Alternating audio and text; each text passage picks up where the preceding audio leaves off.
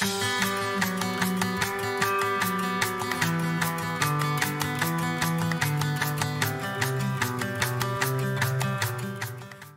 morning. As we continue on our journey about prayer, I would like to talk about fasting today. Fasting, I think, is something that we have neglected, and we need to come back to that because it is something that all of God's children need to do.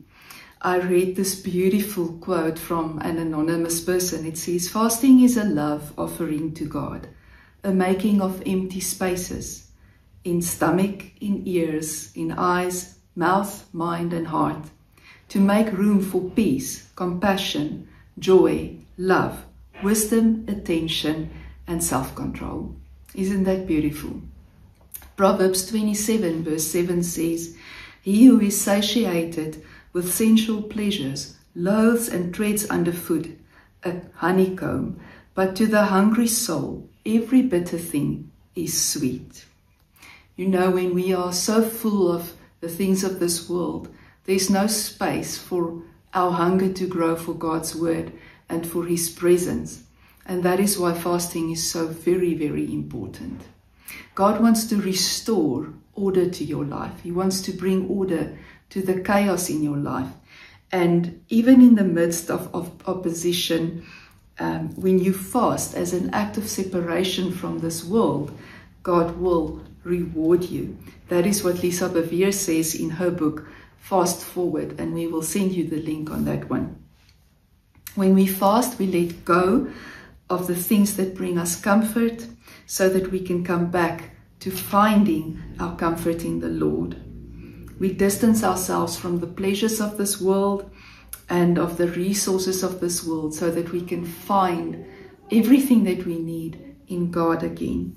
Fasting is a powerful weapon together with prayer to break the hold of wickedness on our lives and to bring our worship back to the one, the only one who is worthy of our worship. Isaiah 58 tells us exactly what God wants to accomplish in and through us with a fast. And I want to read verse 6 to you. He says, "Rather, is this not the fast that I have chosen, to loose the bonds of wickedness, to undo the bands of the yoke, to let the oppressed go free, and that you break every enslaving yoke." God wants you to be free.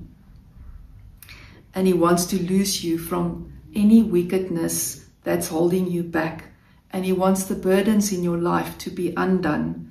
And He wants to lift the oppression and the yoke from you.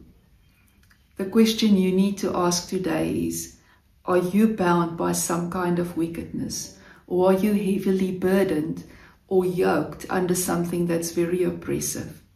And then the answer is Jesus wants to set you free. And you can come into that space where God can work in your life and set you free by fasting. And as we are just coming up to Easter weekend, I would like to encourage you to use this time to fast.